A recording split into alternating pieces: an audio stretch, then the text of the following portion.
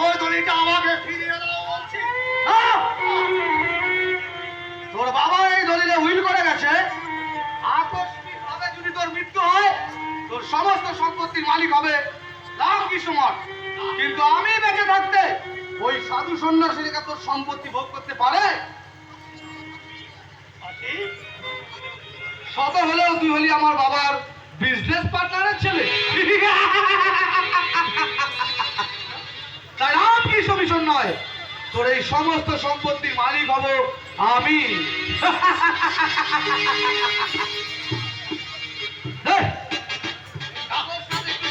সই করে দে। আমি কখনো আমার সম্পত্তি তোর আমি সই করে দেবো না। স্বেচ্ছায় না দিলে কুকুরের মতো মারতে মারতে আমি রাজি করাবো। সই করে না বলছি।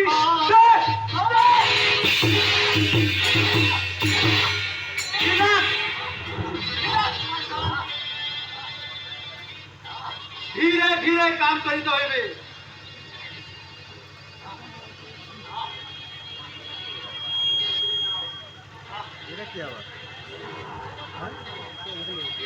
আপনি? আমি ডক্টর অ্যান্টনি আছে, লোকে আমাকে পাগলা ডক্টর বলে। মিস্টার লাইনের রিকোয়েস্টে আমার ট্রিটমেন্ট করিতে আসে আছে। ডাক্তার বাবু, আমি তো সম্পূর্ণ সুস্থ আছি। सुष्ट करा हमारा ड्यूटी नहीं है। सुष्ट के असुष्ट कराई हमारा ड्यूटी আছে। আমি তোমাকে ধীরে ধীরে স্লো পয়জন ইনজেকশন করে তোমার সারা শরীর বিলকুল উন্মাদ হয়ে যাবে, তোমার ব্রেন ড্যামেজ হয়ে बिल्कुल पंगु हो जाए। और भगवान हम लोग तुम्हारे जहाँ बोलिए तुम वही करिए। कागज पर सिग्नेचर नहीं करिए। Very good idea.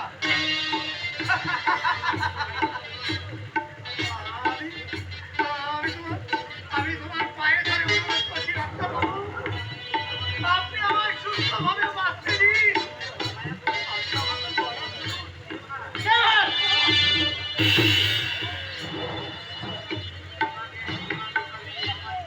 तुम्हारे गला देखाले हमार क्या फायदा मिलबे?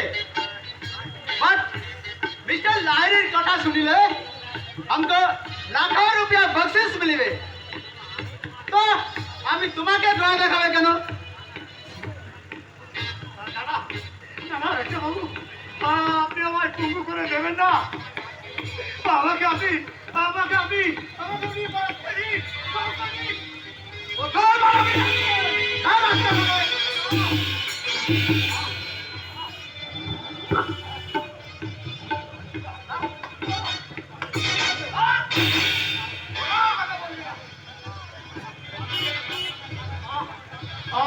সহ্য করতে নয়, সারা শরীরটা আমার দাদা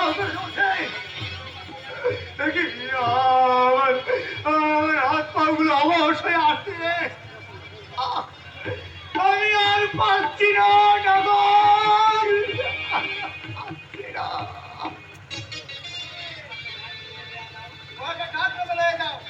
ঠিক আছে ডাক্তার বাবু।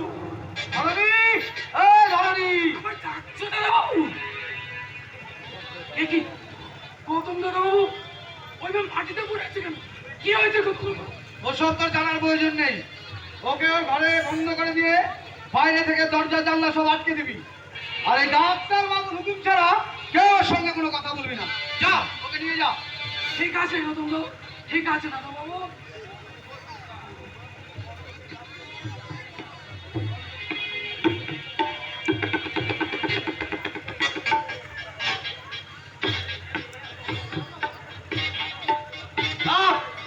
ওকে পঙ্গু করে ওর সমস্ত সম্পত্তি আমি হাতিয়ে নেবো।